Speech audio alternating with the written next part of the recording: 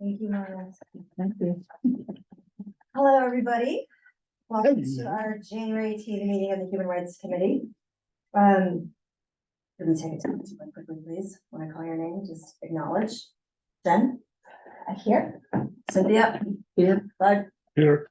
Ben? Here. Annie? Marlene? Here. Amelia? And I am also here. So Carrie and Keith, Carrie is absent right now, and Keith, I think, is coming later. He may join back via Zoom, but do we have any public, online public attendees? There's no one here. Okay, great, thanks. So the first item on the agenda is approval of the minutes from December 21st, 23. I did get comments and edits from Cynthia. Those changes will be made. Does anybody else have any other issues with the minutes? So moved. Good minutes. So moved. Great minutes. Yeah, okay, great. So, Bud. I move. We accept.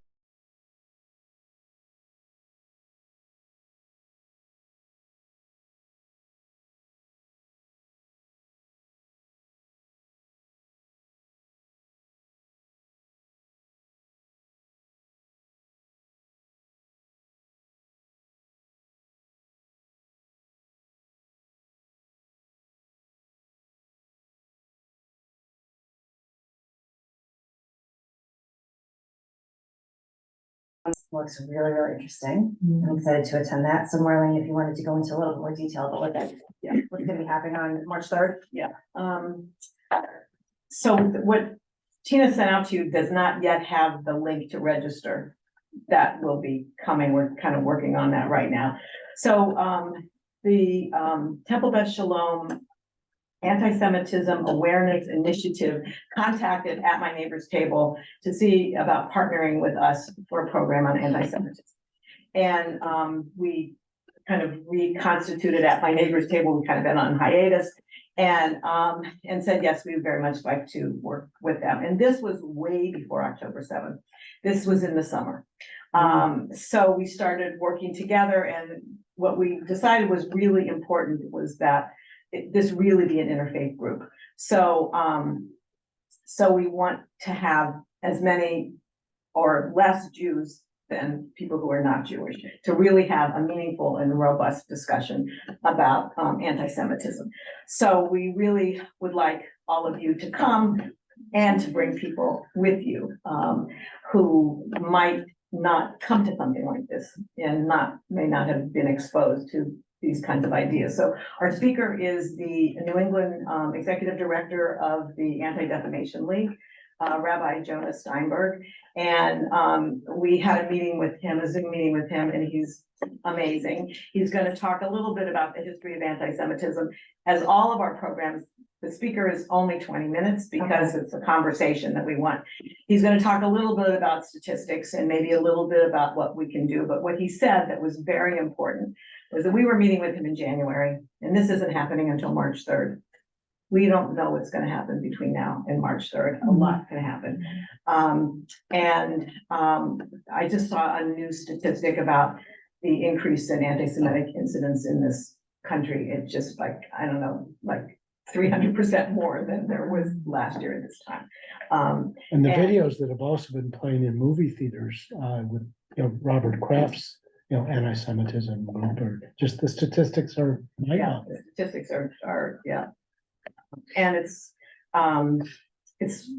hard for everybody. And what's going on is hard for everybody. So, so I don't think it's just going to be about anti-Semitism, because along with anti-Semitism comes racism, comes white supremacy. I mean, and he was very aware and talked about those kinds of things. So I think it's going to be a much wider conversation.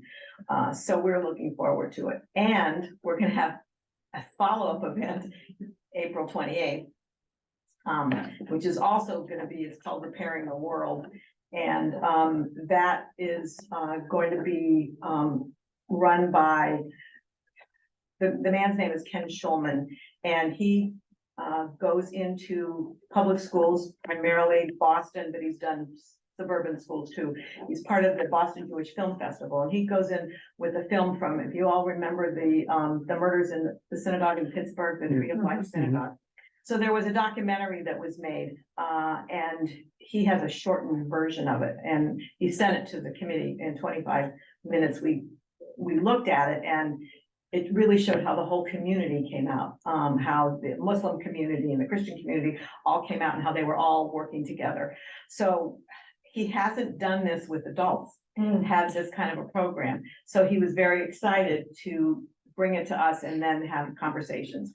So he was one of the people we thought of for March 3rd. He couldn't do March 3rd. So we said, well, let's just have him another time, because we thought that he was really good. Well, and what time is that? That'll be the same 5 to 7. So I'm not bringing you all that information, but it's not gonna be like a part 2. I mean, we'd love people to come to both or just to one or whatever.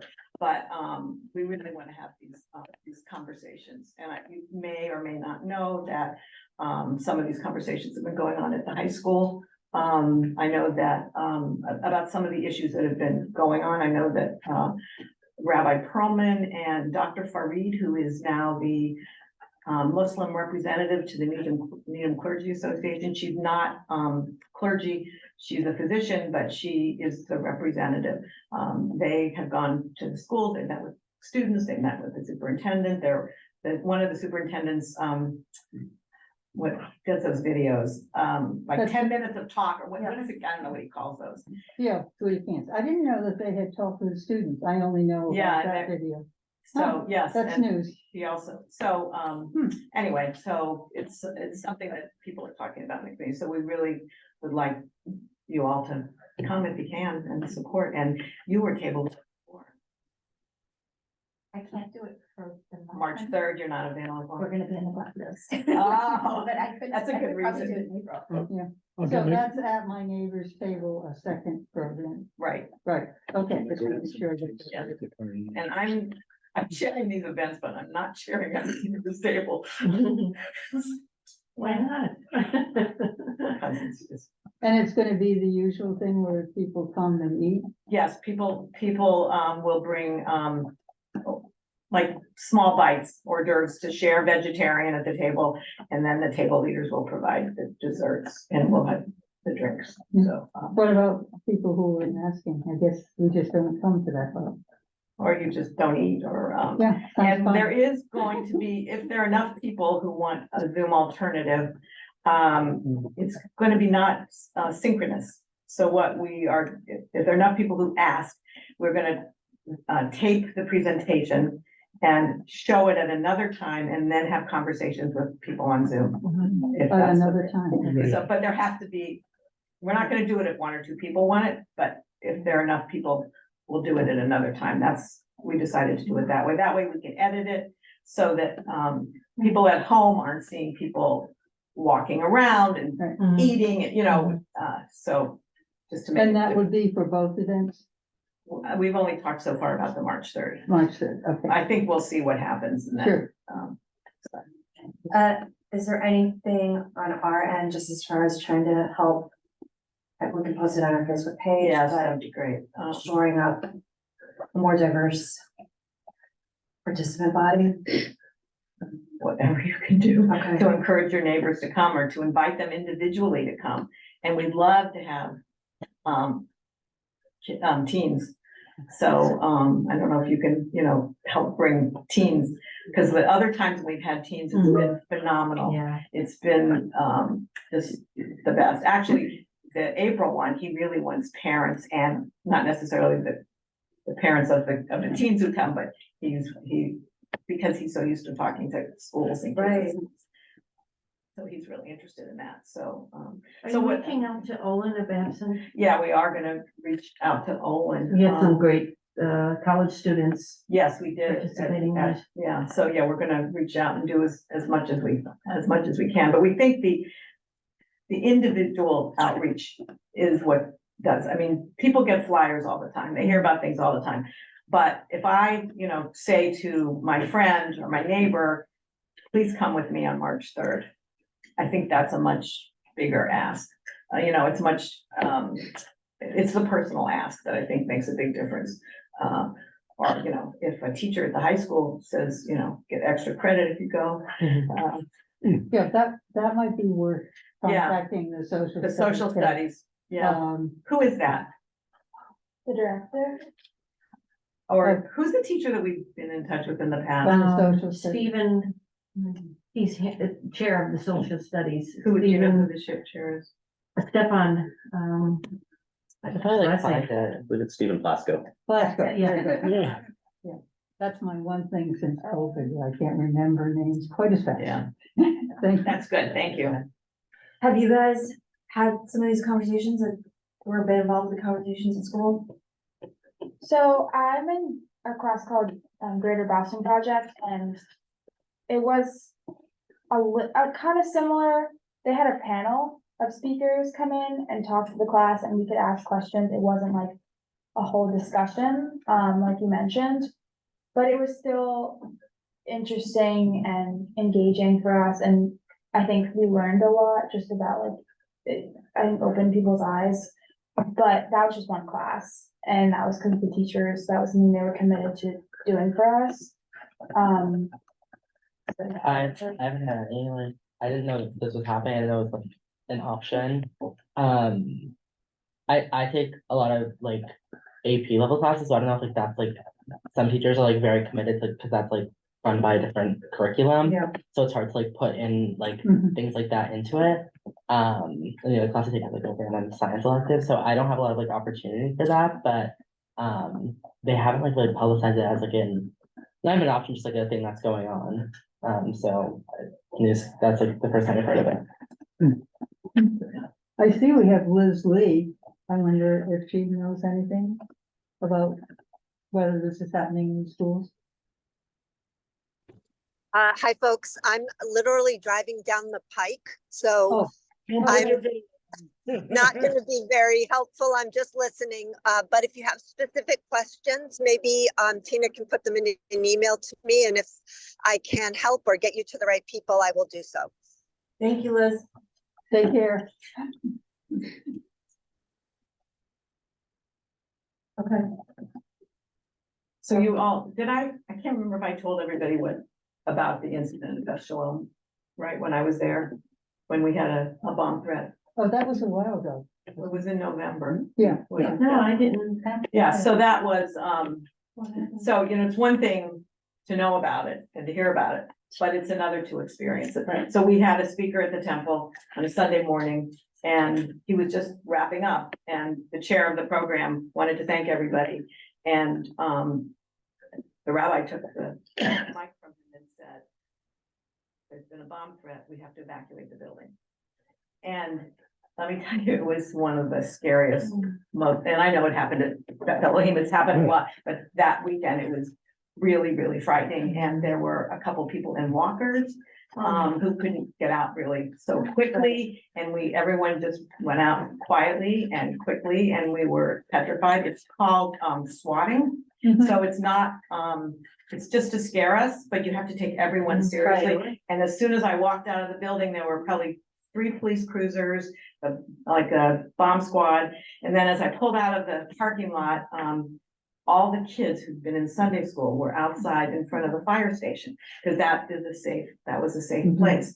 And it's interesting because I talked to somebody who also experienced this in another community, and their safe space is another synagogue, like across the street, which is not such a safe space. Yeah, Not a very safe space. Right. So, it was really awful, really very disturbing, so. And the police at the Martin Luther King event, I was talking to the police chief, and he said actually TBS was the first synagogue, the most recent one that got the call, it was the hoax. Yeah, well, then there's been a lot Yeah. more, there've been a lot more, but it's considered an incident, and you have to take everyone seriously. But to be, I mean, I've read about it, I've heard about it, but to be there and experience it, I was like, just, a wreck. It was awful. So, I mean, all I could, and often when we are there for the Jewish high holidays, my husband says, he looks around and he says, well, this would be a perfect time for someone to bomb. Yeah, sure. Because you got all the Jews here, right? Right. I mean, so, and I never think that way, but then here it was. And we had about 150 people there that morning, so, and then all the kids, so it's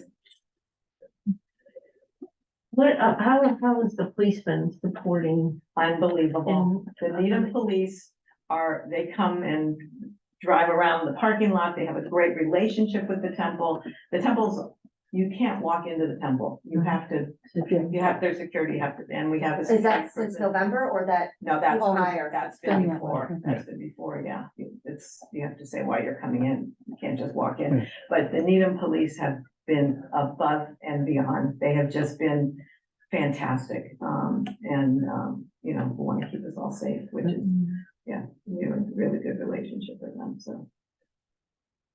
That's great. I thought I maybe had told that here, but it looks like I had, yeah, it was, Yeah, we've heard it at the Churches Association. yeah.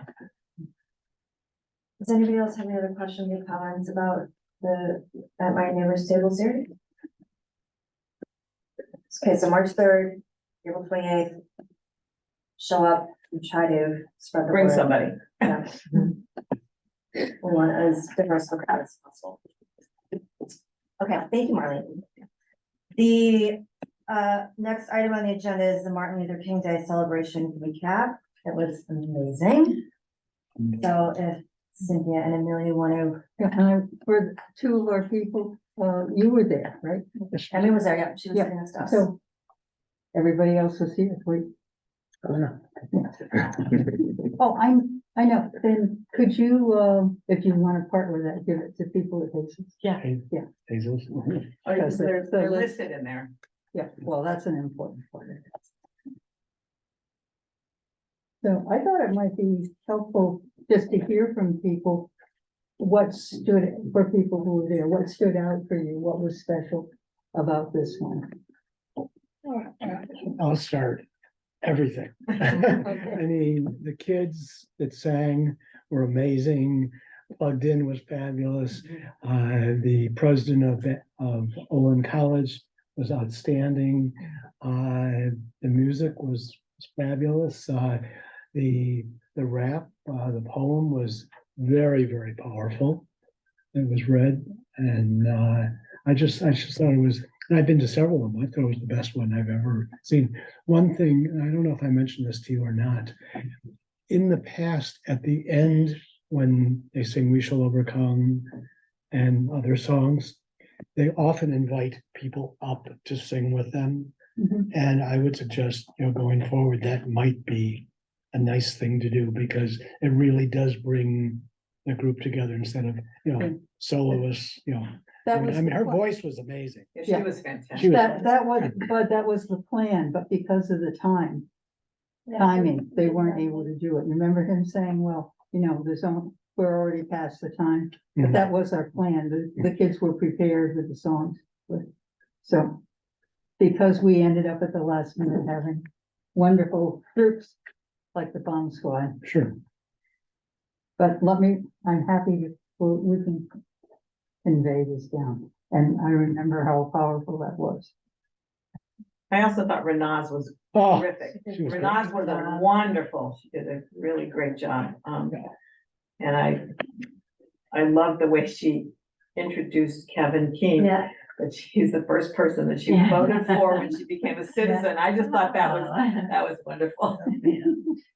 Yeah, the whole feel was just Yeah. really. I thought it was a really good balance too of different types of people and different ages.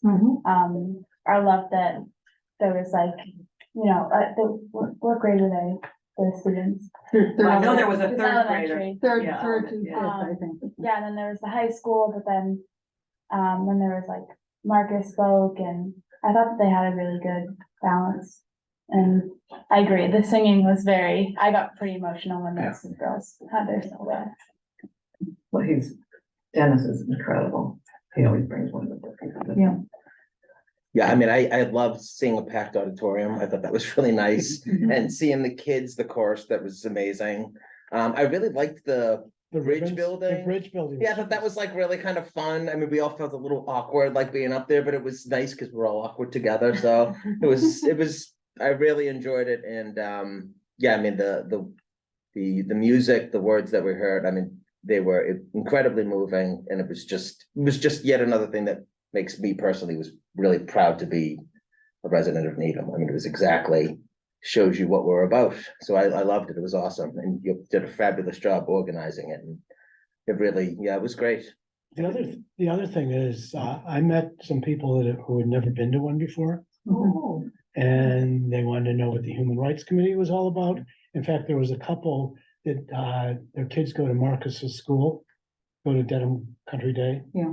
And it's a new family that recently moved to town, and they were very interested in. Yeah. Awesome. Right. Did you get their name? Of course. And, oh, you weren't able to get their name, you Yeah, no, I did not. want to take it? Sure. So, from other folks, you know? I thought the messaging was fantastic. There were, as Emmy said, there was a really good balance between, I think it was very brave of Marcus to talk about his experience with unaffordable housing here, and, you know, and why he was not able to continue his tenure as a select board member. You know, the president from Malden College did an unbelievable job, and then there were more lighthearted and joyous moments that really celebrated the spirit of Martin Luther King. So I felt like the messaging was really well balanced. I also thought the incident was taken care of very, very well. You know. so dying to know what Ramen said. I asked him what he said. What did he say? Spoke. So, yes, just go ahead. There was Say what happened and I can say. a gentleman that stood up. Two men. Right. They were very upset with him because With he all was so people. pro Israel. Israel. Well, we were assuming that's what they were so upset Oh, about. Well, no, they they were showed up. accusing him of genocide, Yeah. supporting genocide. Go ahead.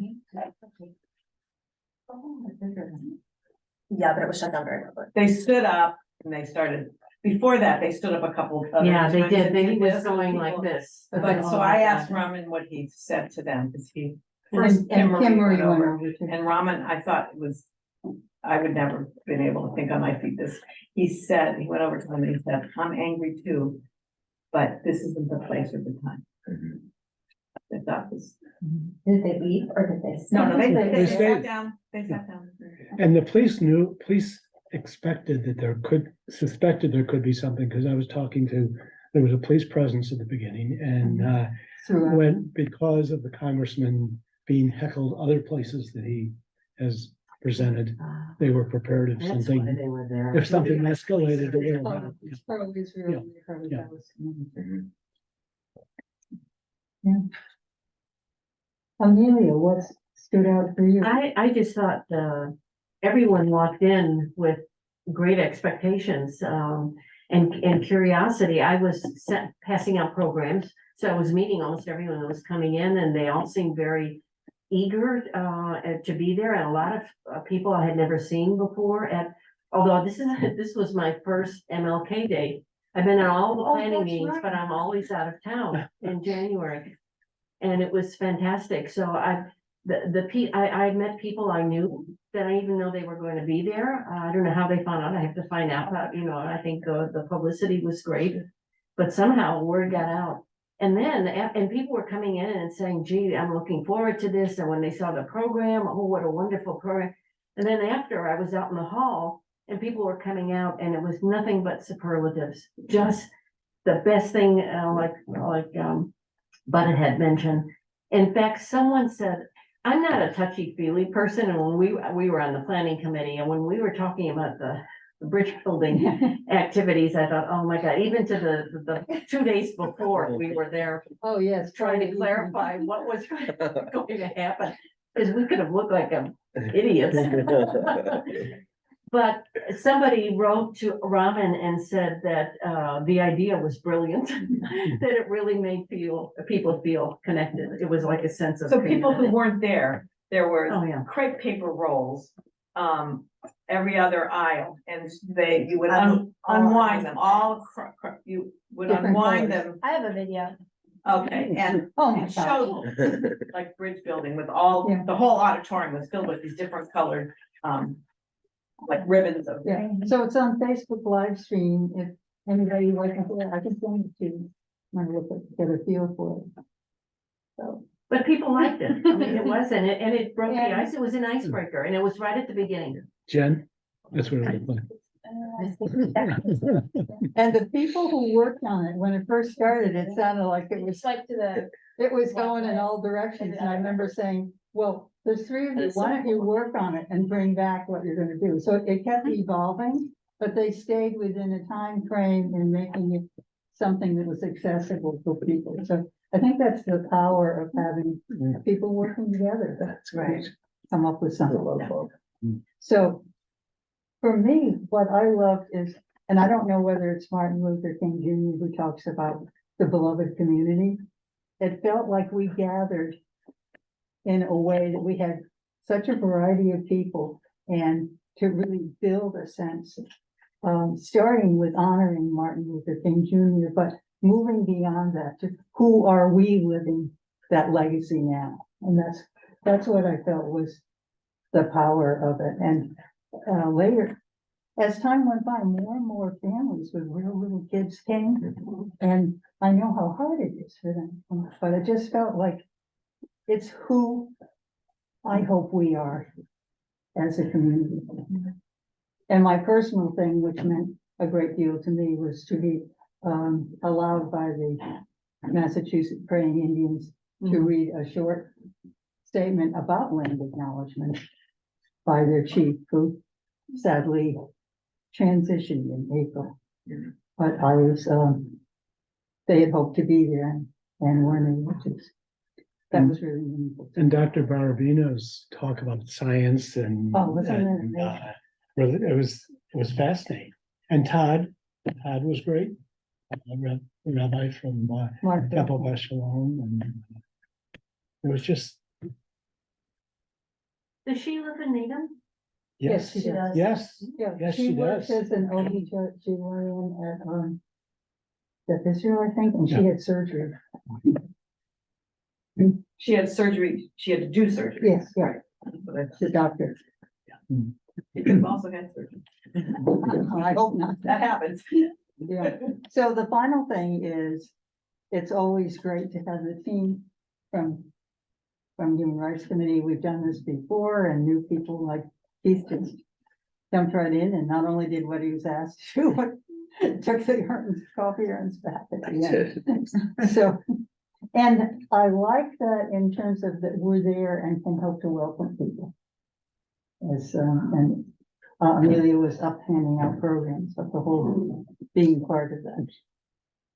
I think the refreshments were great and Cynthia really, that was a very complicated process. It's nothing like the other events that we have, but it went smoothly and the Elliott School Choir was thrilled to see all the cupcakes. We had to drag them into the. And there was almost nothing left, which was good. Oh, there was nothing left. Well, when I came out, there was like one tray left. Yeah, but it I had to remind a couple of them that there were other children that might be one. A nice way. not to take too much, so start putting them back. Or the counts don't watch. And then the funniest thing is there were a couple kids that drink coffee and they put a little bit of coffee and they were pouring all the milk. And I said, there might be some other people that might like something. They were, yeah, they were cool. But it was such a It's really wonderful thing to have all those little children, and then at the bomb squad at the last minute said that they could come, because we were saying, oh no, they want to do it, they're not prepared. We understand, but we're sad. And then suddenly there they were, and this Junior, do you know her who gave the rat? talk? Oh. No. I went back and listened, I couldn't hear her whole name, so we need to find It's out. amazing. That was powerful. Any rate, it's nice to be part of something that's become a community tradition, and we're not just saying, oh, how many people can we get to come on March 3rd or whatever, that we know that this is something that people affirm. That wasn't true years ago. It was mainly Metco doing the program, and it was held at different, mainly churches or temples. And it wasn't that large. So we have, Director of Metco to thank for that. When she came, she said, Joanne. Joanne Allen Willoughby, she said, It's not right that it should just primarily be Metco, it should be a community event. And we met for a year trying to think through how to do it. And the first thing was to have it in a public building like the schools.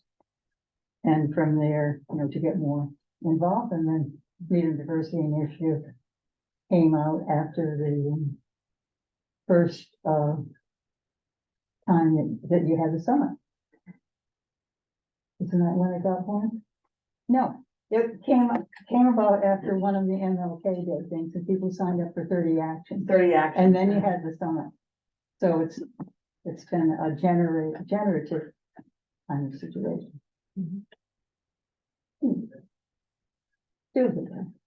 Great. Does anybody else have any comments or questions about the event? Looking forward to next year. Yeah. Thank You you. can be one of the speakers.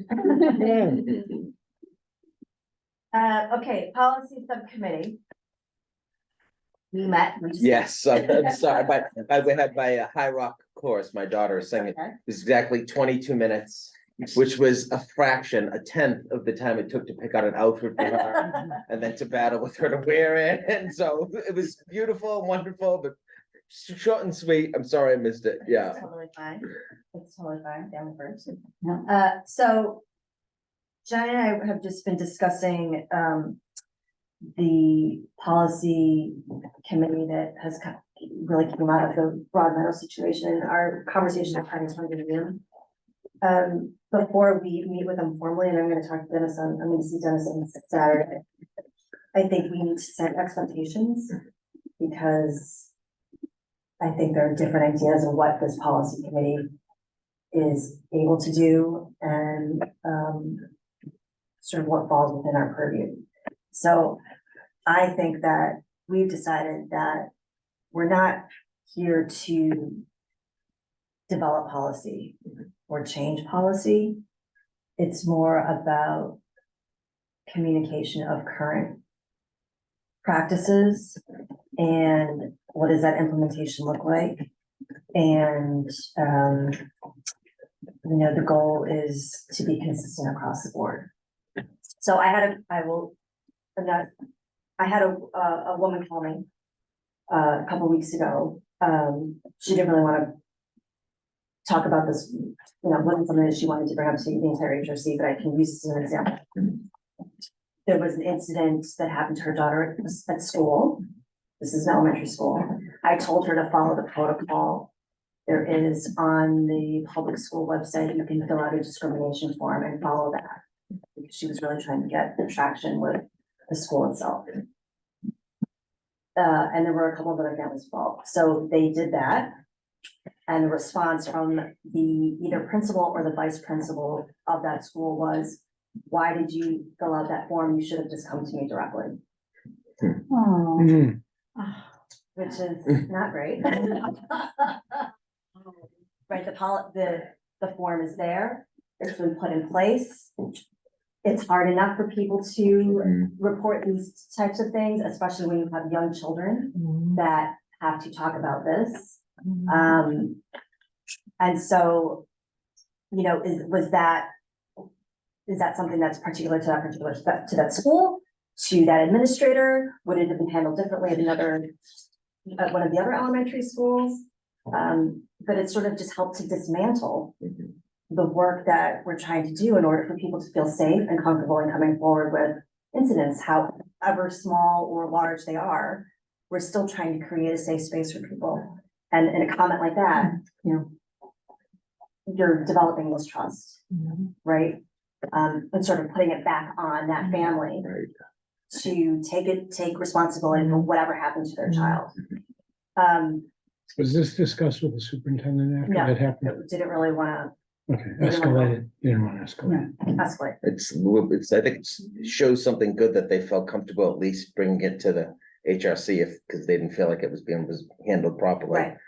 So this is the type of thing where I think, okay, that's a communication issue. That's clearly an implementation issue. And that is clearly something that that is not a consistent, I can't imagine that that is how Mhm. all the elementary school administrators are handling situations like this. Well, I'm wondering, who's communicated to the administrators about this policy? Mhm. And what they should do and how they should, it may be just that this principal didn't know and was surprised to see. I'll give him the benefit of the doubt. No, look, Jen. So I mean, come on. Is it time for a reminder course, maybe? Is that Yeah, what I mean, it is? maybe every year, Right. there was to be something to remind them, this policy is here for our families and why. It's the the form that you and I had talked about that we were maybe sort of like springboarding off of. Yeah, So it's a It's part form of that's their out there, it's right. part of the school system. It's Mm. not just a quick email, right? Yeah, it's in the handbook. And you're saying one of the problems is communication. So at least these people knew about the form and a lot of well, other Tina people told them I about the told them form, to fill out. but why did the principal not know about the form? That's the, Okay, and all we know is what they said. We don't know what the principal said. The principal might say, oh, I said to them, you didn't need to fill out that form. You could just have come to me, rather than you shouldn't have filled it out, So we don't know. you're right. So just to try to say, okay, we're now aware that there may be different understandings of the process. So the parent did read it more sort of like, she took it more aggressively. Yeah. Again, and I was not privy to what the principal or the vice principal, the response directly. But the fact that there was sort of a triggering of ill will, Yeah, whether or not the intent was there, so that becomes the it problem. becomes a Right. problem. Yeah, It's a perception. Yeah. But even if no matter how it was said, the fact that they would be saying, you shouldn't have done a formal complaint, you should have just come talk to me, like that. That's the whole point of having a Yes. process and a form, so that you're not leaving this all to the discretion of Mhm. one person in the building to say, I think you have something here, or you don't. I And mean, And keeping in mind, once that form is filled out and submitted, it's, it's public record. So there's data that's collected around. so, I think Mary Lam had mentioned that there's data, they right, they pay collect attention, that. they collect that data. and it sounds like the principal didn't want egg on his or her face. I don't know whether something. Potentially, Yeah, but potentially, who knows? But when we had that meeting at the library, they acknowledged that kind of different understandings of it in different schools and the communication was a problem. So this is one more thing to show that work is needed. right. And- But and that's getting why- all- so the challenge is I think it's developing that consistency and what does NPS put in place for training, Right. conversations, cultural sensitivity to handle things like that. Because when the superintendent was here, he said he wants all principals to handle things in exactly the Right. same way. Right. That this is the policy and it's supposed to be handled across the board in every school exactly the same way. So the work has not been done yet, and we will be part of helping to have it happen. So back to this policy committee, I think that as far as setting Mhm. expectations, Mhm. and again, it's not policy development, but I think it is looking at current policy and how is that Good communicated, point. with more transparency and implemented in a way that things are done consistently across the board. Yeah, it's funny. I can imagine that handbook is enormous, right? And Yes. it's standardized for across the whole public school system. So maybe there does need to be like a bigger light shown on it. So that it makes it, yeah, exactly, so that it makes it more accessible. So it's right, like what we're saying always, it's communication. So communicating the information, making sure it's available and easy to follow, and that there is no going outside. And if we find an instance where there is, encouraging like a re-education about the reason why these policies are in place. And then general, so you had mentioned the cultural, because that was brought up at our meeting in the library, cultural differences, how, culturally, it may just be difficult for some people to communicate how they're feeling and what they're going through. That's what was said at the Look at the meeting in the meeting. library. Is there a discussion about that? How do we make But it's families so who are hard maybe to feeling do it like in the that? first place. If Make you them then, feel more comfortable in following the process or seeking other process, or even just seeking out some sort of support. Is that separate from what's happening now? What does that look like? Maybe even just having the information on, like under the HRC, just like having links to it, so that if somebody does want to reach out to them, to the HRC directly or through the website, then at least it's all right in front of their face. So they have an easier way to track it down. Right. I mean, I'm happy to take calls, but after April, so that's sort of, I think, where we stand right now with the policy committee. If we're sort of on board with that, then we can start bringing in the representatives from Chinese Friends of Nina, maybe contact Mary Lanny or somebody from, we were trying to figure out if anybody knows, is there a policy committee in the Real Coalition? I don't remember. We have to figure that out. they have some money committees.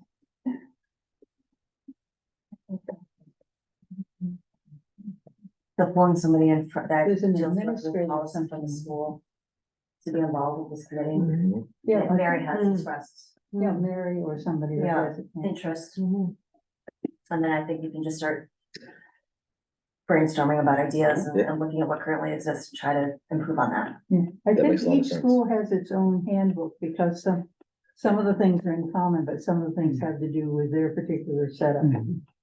I find it, I mean, I have two kids, one in High Rock and one Yeah. in Newman, and I do find it confusing. I mean, I'm sure I haven't trudged through the internet and found all the documentation. Like bus schedules, So, yes, early exactly. release days It's hard and enough things to like that. get them where they're supposed to And who be. you're supposed to call. if Well, you that's want right. So like, maybe, there. yeah, so maybe that's at least something we could talk about in this subcommittee, just making the information readily available at HRC's location, so they don't have to go trudging through, bunch of stuff that they're not really looking Well, for. school and HRC, I mean, the school needs to own it, it's their policy. Right, I think it's so hard for people to come forward anyway, and then to get slapped in the face like that, I just. yeah. It's really, it's very disheartening. Yeah. To hear that. And I think they're not just, a lot of people have had their own experience in schools that aren't positive. And so then if their kid is having some problem that isn't positive, it brings it all back up for them and it just exacerbates it, really makes it difficult. And the schools need to be sensitive to that and understand that. I mean, they're dealing with lots of stuff now, right? What's going on with the literacy? Yeah. Oh, She's not so great anymore. So, I mean, I know they're dealing with lots of things, but probably parents are up in arms about that as well. Just the whole sensitivity to what it means to somebody to have to advocate for their child. I'm sure everybody wants to, but people come at it different ways. They do. So they need to be sensitive to that. I think it's also really, I'm sure that principal in part was trying to, I don't know, make it seem like a softer way to try to deal with the situation in a way that would be less confrontational for everybody involved.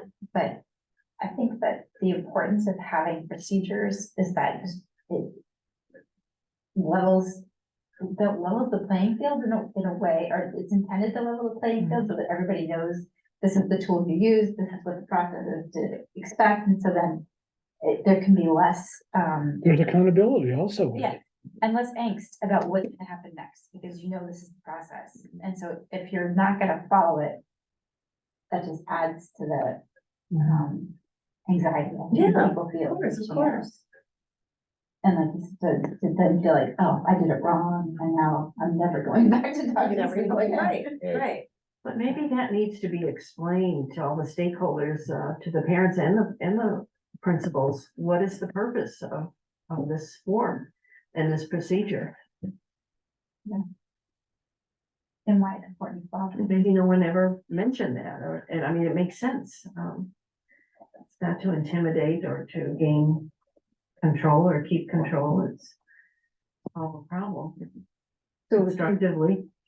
So if you have a policy committee with some representatives of the Chinese Friends of Needham, as you go through that, then maybe they might have some ideas about what will be a way to explain it to people who are hesitant to use the procedure. Right. So I think there's a real potential from that kind of group. I think it would also be interesting, and helpful to have people from some different cultures. Yep.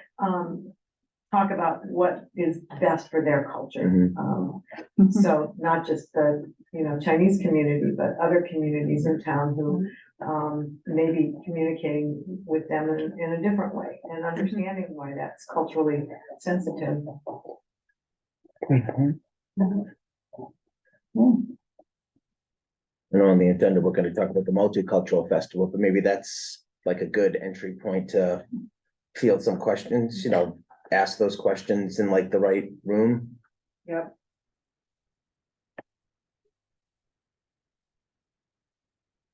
Okay, so do you feel pretty good about moving forward then with everybody else, with bringing in new folk, or the Yeah. external group? Sounds good.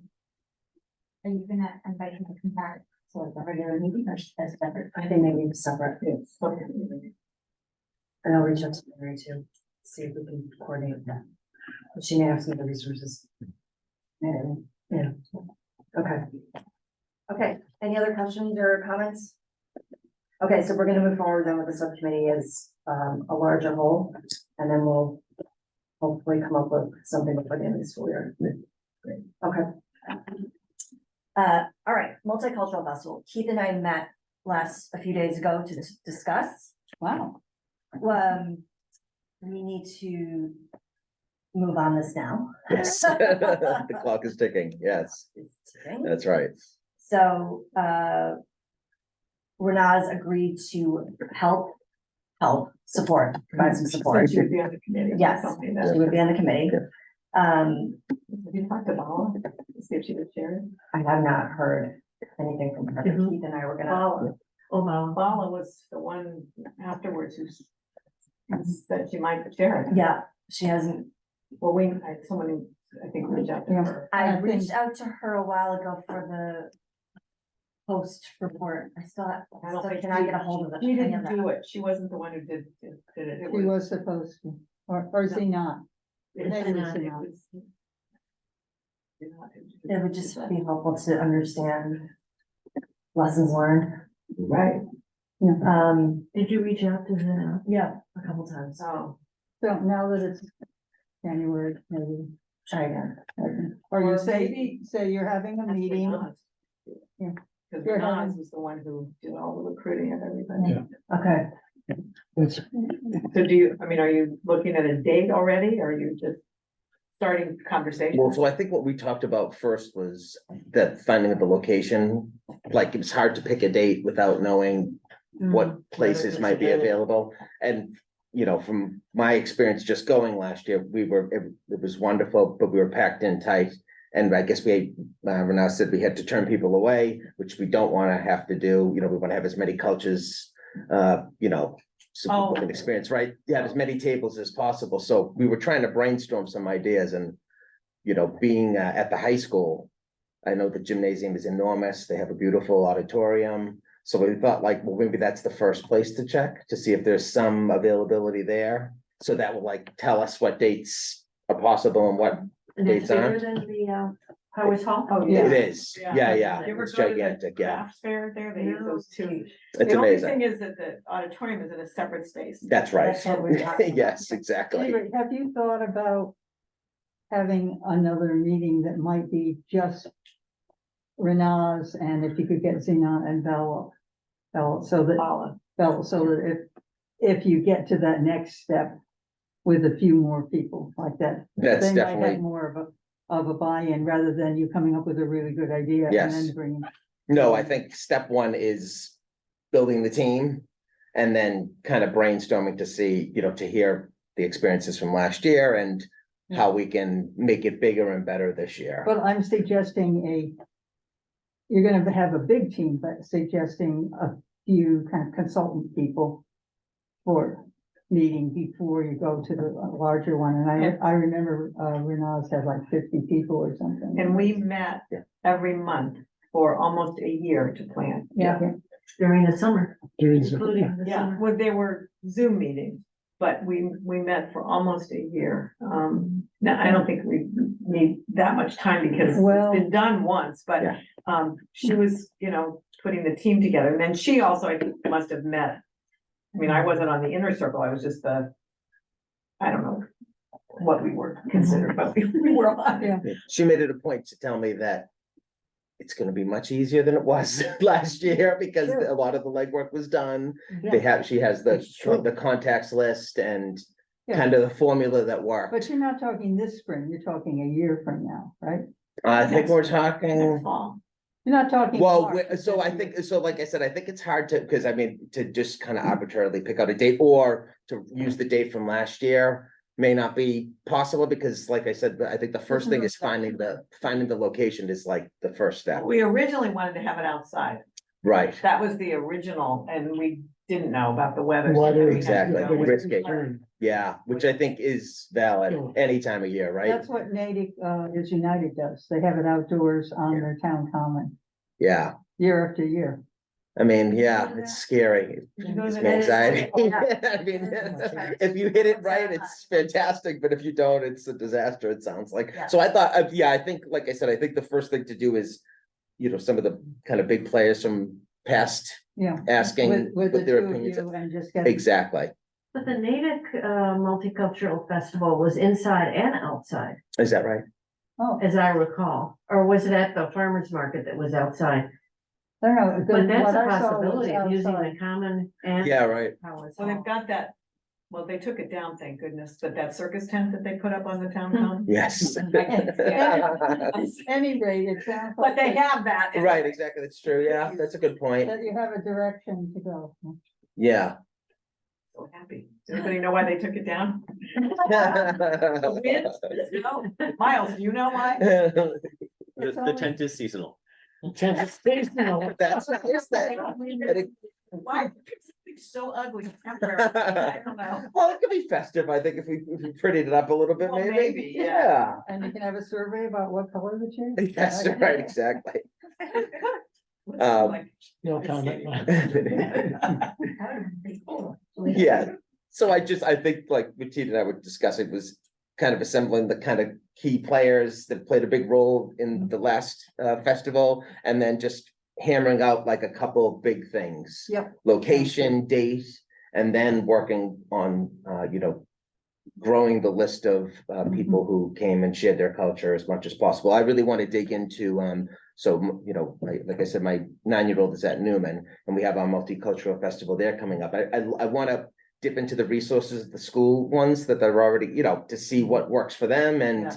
to kind of, the bigger list I think we can get, the better turnout, the more inclusive it will be, and I think it'll be great. So, but finding that location, finding the date is, yeah, and Elliot does it too. And I think Yeah. Buffalo's kids were at Elliot. And so because I think Elliot is the most diverse school that we It have. is, yeah.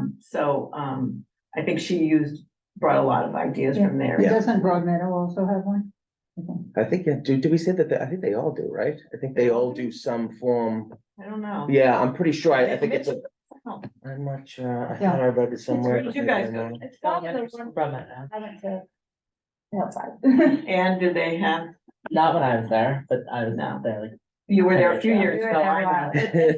The idea of dipping into the resources. from Yes. the Yeah, it's a school. great idea. Yeah, I think all these things are out there and it's just a matter of putting them all under the tent, a pretty tent, and then just organizing them and A pretty trying tent. to really, find a date that works and find a location that works, and then we can do all the. Yeah. other And the stuff. Rotary Club was a really big. Oh, important- Yes, I remember. Oh, the They were- Rotary, they were they amazing. did Yep. so much. So, Is it all- as Renal said, there's a lot of things, structure, Yeah, relationships and it that was were a- built. It was a great planning. I mean, Renat did a great job. Renaz did an excellent job of underselling how much work it would be going forward, which is, I thought, is very But key, she did so- very smart. And then there were so many people. That's right. She knows how to ask. Yes. It's not an ask, it's like, yes, you do it. Right. But I'm gonna- I'm gonna try to learn as much as I can Yeah, and. She's a very good planner also. Yeah. I mean, she knows all the steps. She does long range planning. She really had the whole picture in her mind when Right. she began, and she had done this before. Where she lived in Dubai for a Oh, while, and right. was at a school that was culturally diverse, Oh. and she did the passport, for Yeah. example, was an Great. activity. Yeah. So she really had this framework, which we now inherited, which we have. And I think a key activity was the survey. That's how she connected, and she didn't know all these people. She was surprised as well to discover all the people from different Ethiopia, Peru. You know, I mean, she didn't know Yeah, a lot of these people either, but that's how they discovered people responded I think to the that's survey, great. and that survey was, I think, over a month, they were promoting that. Yeah, To see who would wanna be. in- Right, People exactly. volunteered, Yeah. yeah. yeah, and just to tie it back to and I do think it's a good resource to tap into post-festival to ask about, culture sensitivities, things that we can kind of pull into the HOC would be a good way to like kind of bridge. Yeah. Kind of pull it right into the things that we're talking about, so I think we'll be due for another meeting and then go from there, trying to, like I said, hammer down the location Yeah. first and then the date. And trying to, plug it into the calendar. I would definitely push for the high school because I know that, Principal Seacott is looking to do something at the high school, like a fair. I'm also working in one of my classes. We have this CAP project. I don't know what CAP stands for, honestly, but it's like a community action project, I think that's what it is. But my group actually is multiculturalism. I don't know exactly, like, we just got assigned these groups, but I don't know what our final project will end up looking like, but if I'm just telling you now that like that could be a resource. Yeah, that's great. A group of 7 kids who are our whole goal is to do something around multiculturalism. So I think we'll be reaching out to people. That's a part of our project. And I'll obviously stay in touch with you guys because I told them that I'm on this committee. Okay, So that's great. I think Oh, that's working great. hand in hand would be good. Terrific. Mhm. I feel like you just signed up for our multicultural subcommittee, that's what it feels like.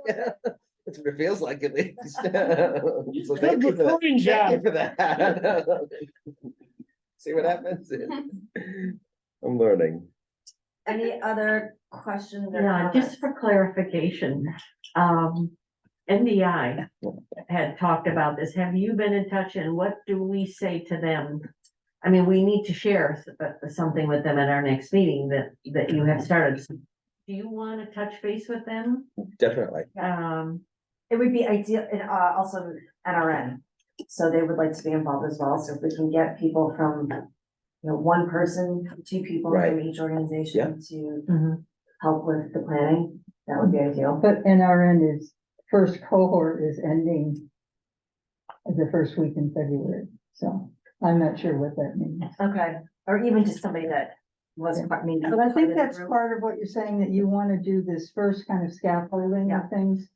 And then Then there are bring- many groups. Yeah. That are important, so Right. perhaps just we can report back to NDI that this is in the early planning stages and that they will be involved soon. Right, stay tuned. But I think the message has to go that we want them involved. Definitely. Yes. That we're gonna- Yeah, sure. And not that we've taken control. No, of- So maybe even just like a point of contact there, if somebody does wanna try to, Well, I think Rebecca, or I would say Rebecca Drill. Start that's with her. great. Okay, And then she'll share, have a discussion with her. Yeah. Just share some ideas. Yeah, I think it'd be like, so we'll start with Nas to get the list, see all the organizations that helped in the past, and then try to make a point of contact in each one of those, just to let them know, like I said, like you said, yeah, that we're in the early stages, but we want to make sure that we get their input and that we're going to be asking for help, right? But it may need to happen a little earlier with NDI because they're in a position that's somewhat like human rights. Right, yep. That makes sense. And actually, that's where the funding was funneled through Yeah. NDI. Absolutely. And all the check, because of their status, They could have. we were able to get the Yeah. contributions Right, through exactly. them. So they're definitely first on the list. Yeah. Yeah. So, and because, like Denise Garlic gave money, Yeah, I mean, she'll tell you all the people that we got money from, That's And great. They were smaller donations. Well, some people named anonymous gave as much. right. But I'm not gonna be in your little group, but I'm happy to continue on the way I did That's great. before. I'm happy to. Excellent. Oh, that's good to Yeah, I hear. too, Thank and Bud, we were. Yeah, three Bud of was us on were it the too, on planning that committee. original. Yeah, and I had my direct connection with Renaz as kind of personal consultant. She told me, I can't figure this, not gonna work. All right, let's go through step by step. It will be all right. And Raman and I were this kind of like sounding board people. That sounds great. Excellent. Looking forward to it. But you gotta get Zinat, cause she was, besides Renaz, oh, she is she was the amazing. most incredible, organized. Organized. Oh my gosh, she thinks of everything. She took minutes and put them in a PowerPoint. Wow, Our- that's She amazing. was, we had a PowerPoint. Right. But she's careful about her time. She does not want to take on too Too much. much, Yep. yeah. She's right. willing to work with people. I'm gonna ask for the data and documents. That's I'm a digital guy, so it's all, the proof is in the spreadsheets and the documents and all. I figure we'll ask for that stuff first and then kind of hone in on exactly what the real ask is. I've been in touch, I've been corresponding with Zinat. I really would like her to be on this committee, and she was thinking about it, but I haven't heard from her in a while, so I'm not sure if she wants to take on that role. But we've had a Muslim representative as far back as I can remember. Abdul Qadir Asmal was the head of the what was the title in Wayland, the Islamic Center.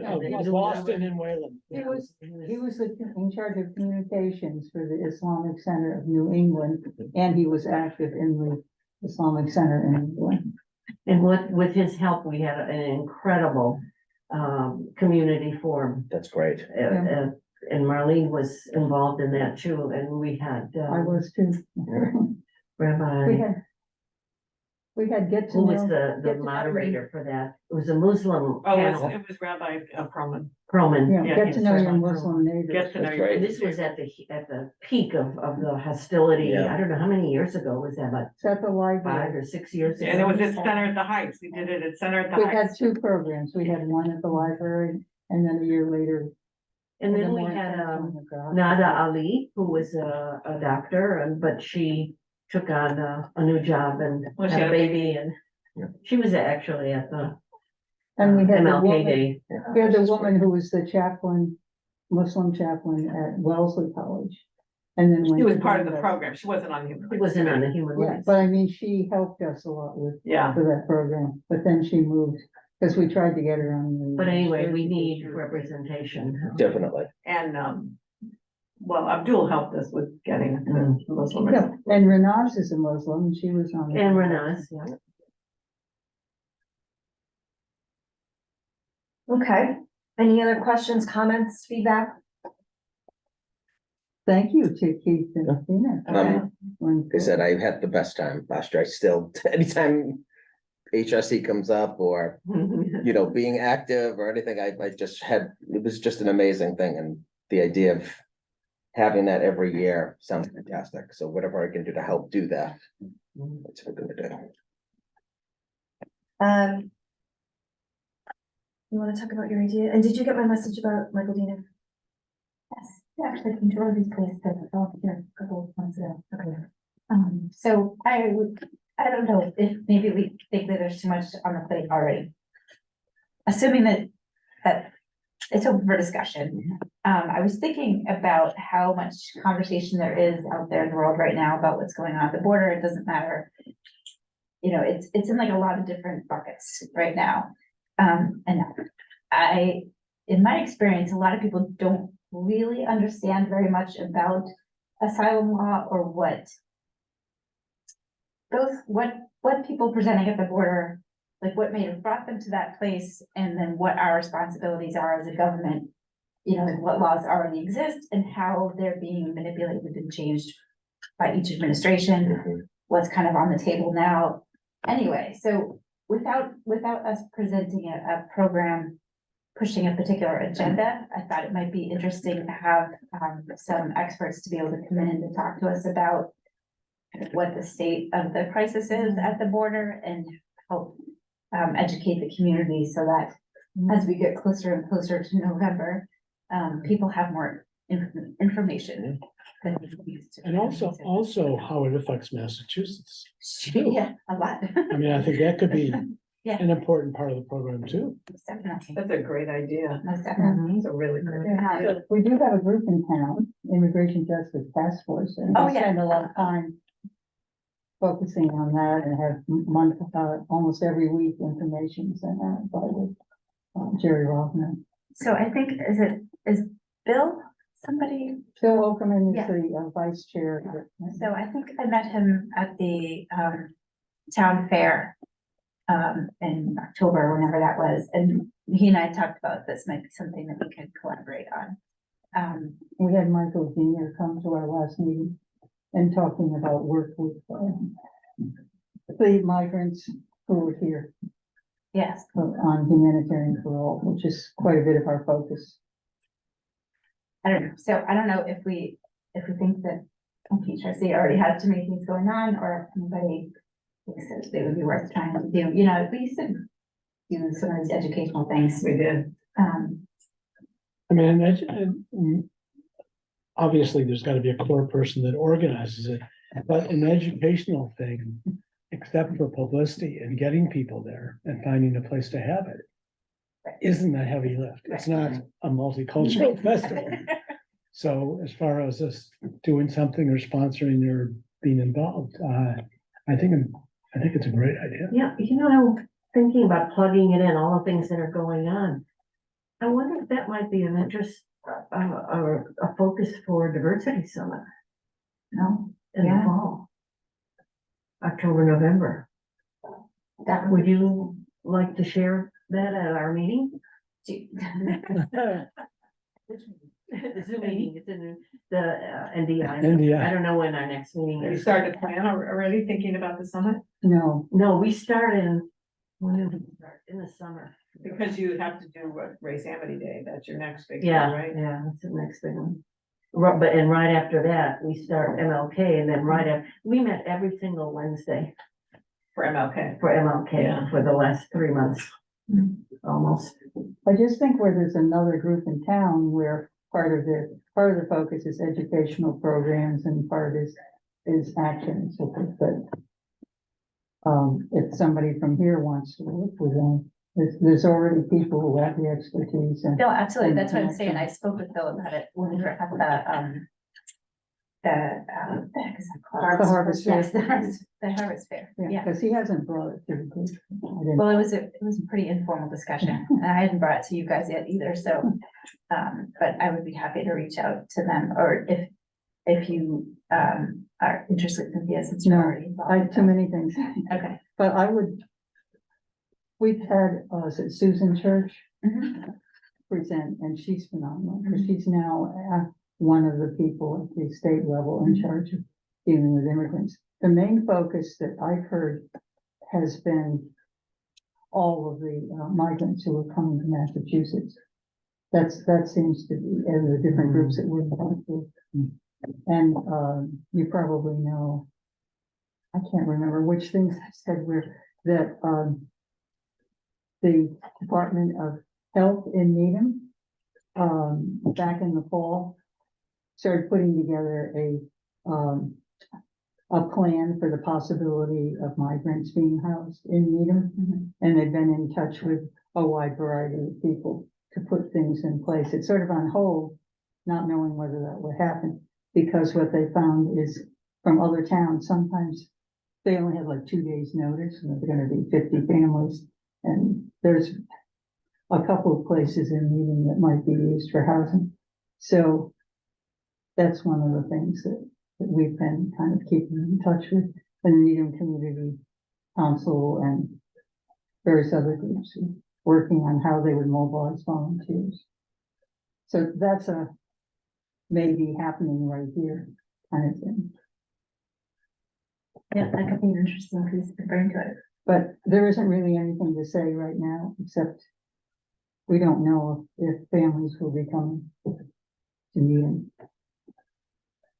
But I do think it would be good to be educated about, Oh, you know, there's absolutely. federal guidelines and then there's state and it depends on which party is. An interpretation. Power, what there's they the- do, and I think it would. And Jerry Rothner does these things. He's done I talks just like pull up that. his name, cause I'm like, I think Jerry Yeah. does, yeah. Yeah, that- he came to, one of our meetings Yeah, he a came, couple years ago. yeah, And Down here, he's down here. doing that like at some of the houses of worship and Yeah. different places. So he's retired as an immigration lawyer and he totally keeps up with everything and, that's one of the things that he's devoted to. And there's the people who are on, there's a newsletter he puts Yeah, together. that Needham tells- Area Immigration Justice Task Force. That's it, yeah. Yep, yeah, I So- pulled it up. So, in the newsletter, he tells what's happening in the state, Yeah. nationally, Right. places you can get involved, where they need help, like Mira is having people help with clinics for, helping people become citizens. It's just tremendous amount.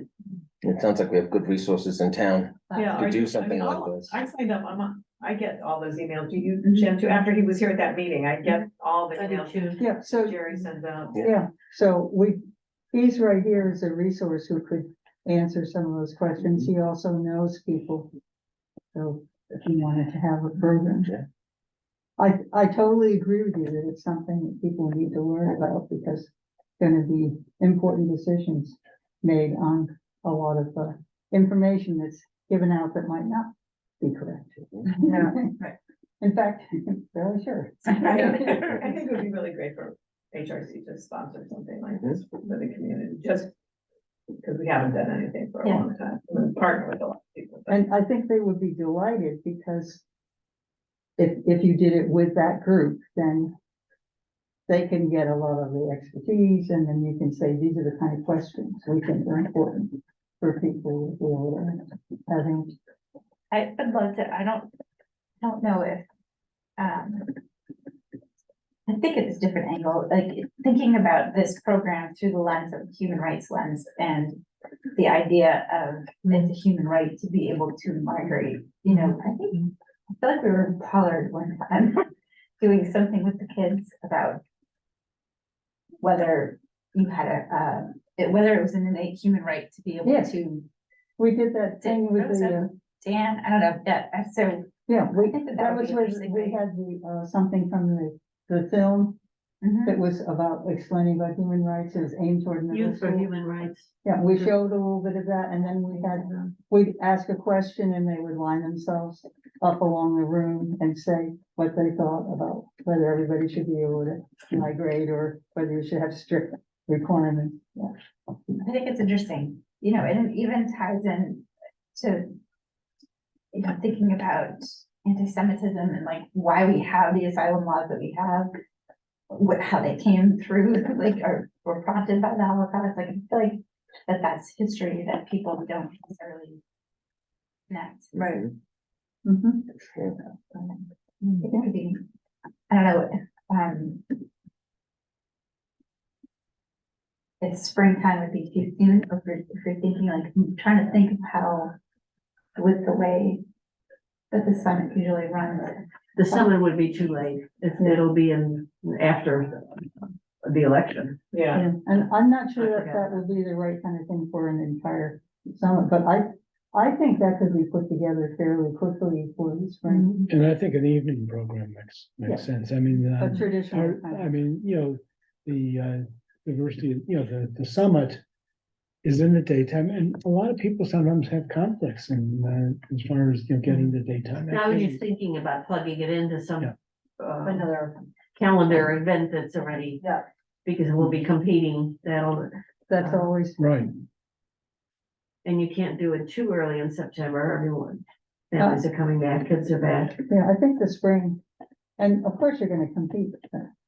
whether there are any opening spots at the library. I mean, there's always, I mean, look who's competing with us tonight. Yeah, Well, we aren't trying to get people to come other than, No, I know, but it's still, you know, there's always There's gonna so be much. conflicts, there's so much going on. we're just competing for Katie. Okay, so,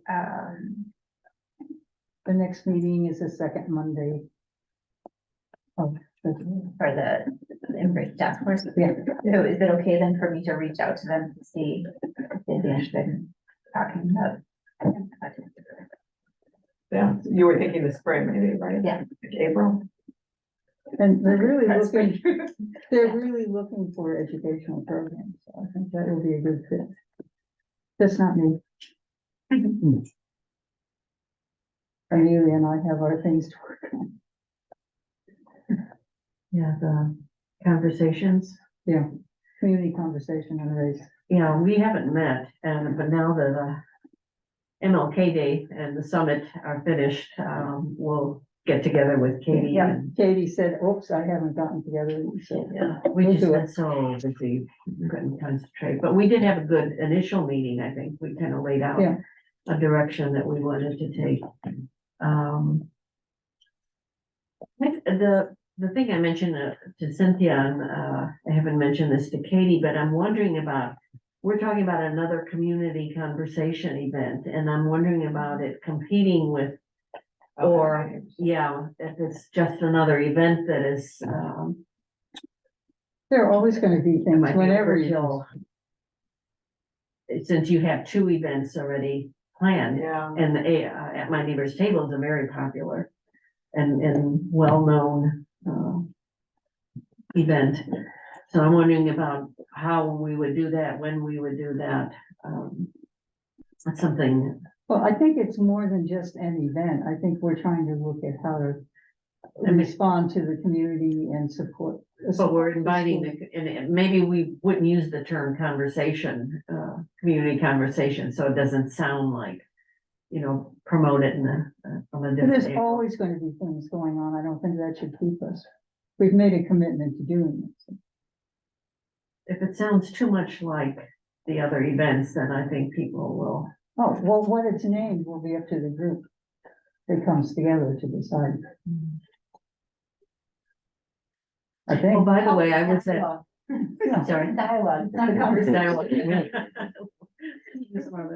The chat. Yeah. I was at the Voices in Unity, by the way, Katie sent around, their meeting. It's Gary Bailey is incredible. He's He's great. department chair at Simmons, but he is just an incredible person. And the meetings that we had, or the discussions that we had, not last year, but the year before, were just incredible. I mean, we really look at issues on a very deep level. So it's not just collecting facts or, you know, the Yeah. latest updates, but really thinking more deeply. And he's a great facilitator, and so is Joanne Ellen Willoughby. And I went to the first meeting. I was the only one there. I don't know how you I was found out the about only it. one there. I went on Zoom and I'm thinking, there are no other boxes. No, but like for the first one, I mean, I got Katie's email, but I They also, didn't advertise. I also They got didn't an advertise. email from Joanne's secretary for this next this one, one. but I didn't get anything, and I was on it for whenever it started. Was it December? I never got an invitation to that. It was in December, and Katie sent it to all of us and said, but it was just general. Katie sent it to us in December? I thought she just. No, sent it in to us. November? No, she sent us something. I She saved it. did? Yeah. That's how I found out about it. Oh. Because I was in with You the were the original. I know. Yeah, and I found out about it through Katie. So I did contact Joanne Ellen Willoughby's office, or contacted her assistant and said, please go back and get these other people. And I gave her a list of people that were there previously, and Oh, you gave her the list. I would think Joanne Well- would have had the list. So is this, she has issues, illness. Oh, she's So got it. that's, so is this like an announcement? I'm just trying to. Well, Just Katie sent it an out to all of announcement? us, yeah, just this week. Like an announcement, okay, Yes. Yeah. it's okay, Voices in Unity, and Yeah. it's by the Real Coalition. yeah, right, I know what it is. But anyway, what I wanted to say is I went to this first meeting, no one else was there, and I had a chance to chat with Gary, who's like a guru. It was only a 5 minute because there was no one else on the screen. But he did have some ideas, and I didn't share this yet with Cynthia, but he gave a couple of names, so he might be a resource if we continue Okay, with the and when With is, the conversations on on race. race. Yeah, yeah, Great. when is the next, Voices in Unity? It's coming right up. next week. Yeah, next week. I'll tell It's you. a Wednesday. It's Wednesday, January Okay. 24th at 6:30 on Zoom. Were these conversations supposed to incorporate the Real Coalition in part of their community engagement? Maybe. I don't know. That was never clear to me. It was, I wasn't clear who was invited. I think I was originally invited for at my neighbor's table, not because of HRC. Oh, no, I don't mean the, Voices in Unity, I mean the community conversation. Oh, that they're working on, sorry. Yeah, Okay. Yeah, that was I don't the, know how that the two started. things coming out of the issues from last June. Right, right. To try to find a way to make change, support changes that were happening in the schools and get a broader involvement with the community, because it isn't just Thank you. a school problem. And we got somewhat started in the fall, and then it's kind of way later. Okay, and I have to go. So, Did you want to? I'm sorry, was there anything else you wanted to say about that? Because Okay, I'm giving my. you guys have the link to the Interfaith Community Association vigil. Thank you, Cynthia. Just want to make sure, because it was right before the holidays, but it might have gotten lost and it's really good. This is the initial first draft of the complaint process. Oh, great. If there is any way for you to please look at it and make your edits before the next meeting, we were gonna try to use this as a working session, but we had a lot of discussion on other It's things. how many pages, because I don't want to take more than like 50. So just be prepared to discuss it like, okay, we can really get this process going. Any and all comments you pulled from different documents and best practices. But, you know, we may have missed something might be confusing, we may disagree about the wording on something, so please take a look at it carefully before the next meeting. And do you have a Oh, sorry. digital copy to send to Carrie? Yeah. Thanks. Yeah, is this online, too? Like, do we have, I can digital? email it. Yeah, that'd be great. Thank you. I can email it. Great. Directions. Is there anything else that you need to mention about this? So do you want to have a date by which people should respond to you? I think we would like to discuss it at the next meeting. Oh, so Prior to the next meeting. Bring your So, comments. to give you comments beforehand and then they'll be discussed. Yeah, or bring your comments to the next meeting and I will make sure that that will be first on the agenda so we can plow through this. So the next meeting is February 15th. And Keith is the reporter. Yes. That's, I think that's right. I'm putting So it that I in feel like you. I'm putting it in the minutes. Well, now it's official record, so I suppose that's right. Okay, I'll be there. Remember, because of the certification. Yeah, we usually do it the week after. I Yeah, don't know why But- we scheduled it the 15th. but that's the third Thursday. No, it's Shift it. not. You want me to shift it? It's up to, Wait a minute, I can ask Katie to move it. wait a minute, what number? well, but if everybody's already planned on it, When would you shift it to? The, what is that, the 22nd, 20? 29th is after It vacation. would be the 29th. No, the 15th is the third Thursday, so you're saying, is Oh, that it is- that's vacation the week? third Thursday? It is, the first is Yeah, it is the, the third Thursday. that's what Okay. I said, and you So- said no. let's, I thought it was usually often the third Thursday comes during So February when is- vacation. and then When we is have to the schedule- school vacation week then? The week after. the Yeah, weekend. the I think we 19th, should the do week it of the then. 19th. So why We not should do it. go 15? Yeah. Go. Okay, Could good. I bring up, one quick thing that I'd like everyone to know about? Greater Boston Interfaith Organization Housing Justice Group. On the 15th of February, excuse me, the 13th of February, Tuesday, from 7:15 to 8:45, there's gonna be an in-district meeting with Senator Rebecca Rausch Uh-huh. to talk about the housing issues and affordable housing. And as many of you who could be there, it would be fabulous, because, we are trying to get the senators and reps to understand this. This is really an important issue, and, from a human rights standpoint, that, for people just to be able to have a place.